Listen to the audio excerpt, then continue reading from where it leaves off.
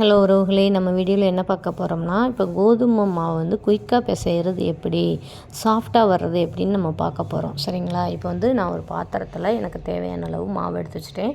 உங்களுக்கு எவ்வளோ மெஷர்மெண்ட்டு என்னன்றதை அப்புறமா சொல்கிறேன். ஓகேங்களா? இப்போ வந்து உப்பு தேவையான அளவு நம்ம போட்டுக்கிறோம். உப்பு போட்டுட்டு எவ்வளோ உங்களுக்கு உப்பு தேவை, எவ்வளோ மாவுக்கு எவ்வளோ உப்பு தேவையோ அந்த உப்பை போட்டுக்கோங்க.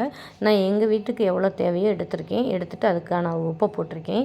இதில் வந்து இந்த சுடுதண்ணியை காய வச்சுருக்கேன். இப்போ வந்துட்டு என்னென்னா, லேசாக தான் காய வைக்கணும் சுடுதண்ணி. நிறைய கொதிக்கிற அளவுக்குலாம் வேணாம், சூடாக இருக்கிற அளவுக்கு போதும். இப்போ வந்து இதில் கொஞ்சம் போல் நம்ம வந்து எண்ணெய் சேர்த்துக்கலாம். எண்ணெய் சேர்த்துக்கிட்டோன்னு சொன்னால் பிசைகிறதுக்கு நல்லாயிருக்கும், சாஃப்டாக இருக்கும். நம்ம கையில் வந்து அந்த மாவு வந்து ஒட்டாது. எண்ணெய் கொஞ்சம் போல் விட்டோம்னா கையில் ஒட்டாது. அதுக்காண்டி தான் எண்ணெய். சரிங்களா? நம்ம போட்டு எடுக்கையில் எண்ணெய் ஊற்றாமல் அப்படியே போட்டு மட்டும் நம்ம சட்டியில் எடுத்துக்கலாம். இப்போ வந்து நான் தண்ணி ஊற்றிட்டேன். இந்த சுடு தண்ணி எடுத்து கொஞ்சம் கொஞ்சமாக ஊற்றிட்டு அதுக்கப்புறம் வந்துட்டு நம்ம ஒரு கரண்டி போட்டோ ஆனால் கையில் வந்து போட்டு பிசைய முடியாது, சூடாக இருக்கும் இல்லையா? அதனால் வந்துட்டு கையில் பிசைய வேண்டாம். ஒரு கரண்டி, ஒரு இது மாதிரி எடுத்துக்கோங்க. மரக்கரண்டி இருந்துச்சுன்னா வச்சுக்கோங்க. இல்லை உங்கள் வீட்டில் ஸ்டீல் இருந்தாலும் கூட அதில் வச்சு கிளறி விட்டுக்கோங்க.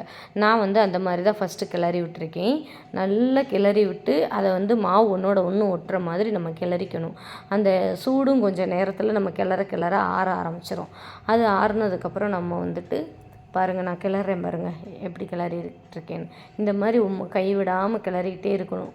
கைவிடாமல் நம்ம கிளறி எல்லா மாவையும் ஒன்று சேர்த்துட்டு தேவையான அளவு, இப்போ தண்ணி பத்தலை அப்படின்னா நம்ம திரும்பவும் கொஞ்சம் போல் தண்ணி அதில் வந்து விட்டுக்கணும். விட்டால் தான் வந்துட்டு திரும்ப மாவு பிசைகிறதுக்கு கொஞ்சம் ஈஸியாக இருக்கும். மறுபடியும் நான் தண்ணி வந்து சுடு தண்ணியை தான் ஊற்றிருக்கேன், பச்சை தண்ணியே சேர்க்குறதில்ல. ஒன்லி சுடு தண்ணி தான். அப்போ தான் வந்து மாவு உங்களுக்கு சப்பாத்தி போடும்போது அப்படி சாஃப்டாக பிச்ச உடனே வர்ற மாதிரி, இழுக்காமல் ஜவ்வு மாதிரி இழுக்காமல் அப்படி ஸ்பாஞ்ச் மாதிரி நல்லா பிச்சோடனே வர்ற மாதிரி இருக்கணும்.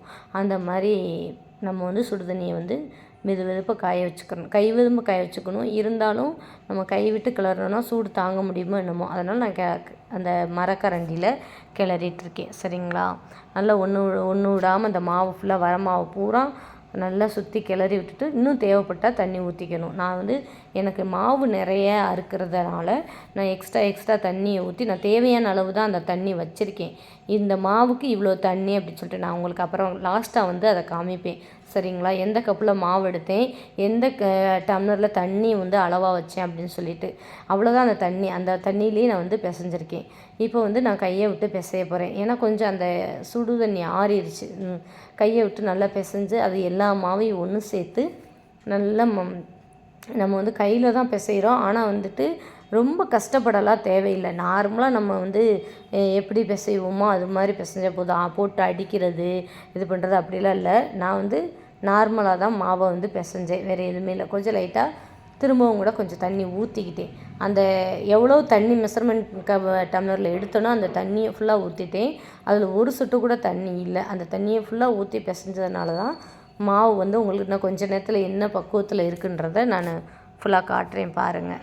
இப்போ வந்து மாவு வந்து பாருங்கள் எவ்வளோ அழகாக வந்து உருண்டு வருது. கையில் வந்து மாவு ஒட்டலை. அந்த வெள்ளை மாவு ஒட்டுனது தானே ஒழிய சரி அவ்வளோக்கா ஒட்டலை உங்களுக்கு. அந்தளவுக்கு மாவு வந்து நல்லா ஒன்றோட ஒன்று ஒட்டிக்கிச்சு. நல்லா பாருங்கள் எவ்வளோ அழகாக பிசைஞ்சிட்ருக்கேன்னு. இது இப்படி தான், இந்த மாதிரி தான் நம்ம வந்து தண்ணி ஊற்றி கொஞ்சம் போல் எண்ணெய் ஊற்றி தேவையான உப்பு போட்டு நம்ம வந்து பிசைஞ்சு உருண்டையாக்கிக்கணும்.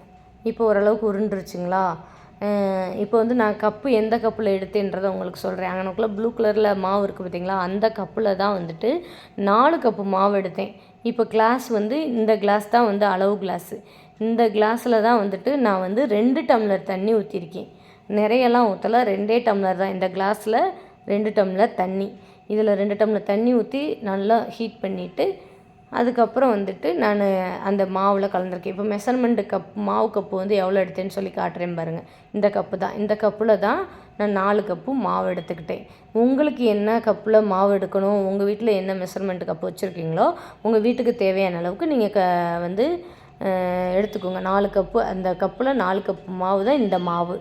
பாருங்கள் எப்படி பிசைஞ்சு எவ்வளோ அழகாக வச்சுருக்கேன்னு. இன்னும் நல்லா வரும் பாருங்கள். நான் வந்து ஒன்றுமே செய்யலை, தட்டலை அமுத்தலை எதுவுமே செய்யலை. லைட்டாக பிசைஞ்சு அப்படியே உருட்டி சுற்றி பிசைஞ்சு அந்த மாவு இல்லாத அளவுக்கு பிசைஞ்சிட்டு இப்போ பாருங்கள் எவ்வளோ அழகாக இருக்குன்னு அந்த மாவு. இதுதான் நான் ரொம்ப ரிஸ்க்கெல்லாம் எடுத்துக்கிறல மாவில். லைட்டாக பிசைஞ்சு உருட்டி அப்படியே வச்சாச்சு. இது எவ்வளோ அழகாக இருக்குன்னு பாருங்கள். இதை வந்துட்டு அவ்வளோதான், இந்த மாதிரி தான் பிசையணும். இது நம்ம சப்பாத்தி போடும்போது சாஃப்டாக நல்லா வரும். ஓகேங்களா? சூப்பராக இருக்கும். அவ்வளோதான், நீட்டாக இருக்குது பாருங்கள். இப்படி தான் வந்து மாவு பிசையணும். நமக்கு ஈஸியாக இருக்கும், பிசைகிறதுக்கும் கை வலிக்காது. அவ்வளோதான், முடிஞ்சிருச்சு. ஒரு மூடி போட்டு நான் மூடி வச்சிட்டேன். குருமா ரெடி பண்ணிவிட்டு சப்பாத்தியை போட்டு தேய்ச்சிக்கலாம் அப்படின்னு சொல்லிட்டு குயிக்காக தான். ஒரு 7 o'clock ஆரம்பித்தேன். 1 மணி நேரத்துக்குள்ளேயே என் வேலை முடிஞ்சிருச்சு. குருமா வைக்கிறதுக்கு தான் எனக்கு டைம் அதிகமாகிடுச்சு. ஆனால் வந்துட்டு சப்பாத்தி சீக்கிரம் போட்டேன், சாஃப்டாக இருந்துச்சு. பசங்களாம் சொன்னாங்க சூப்பராக இருக்குது சப்பாத்தி அப்படின்னு சொல்லிட்டு சொன்னாங்க. நீங்களும் வந்துட்டு இது மாதிரி செஞ்சு பாருங்கள் நண்பர்களே. நம்ம வீடியோ பிடிச்சிருந்தா இதே மாதிரி செய்யுங்க. தேங்க்யூ ஃபார் வாட்சிங் நண்பர்களே.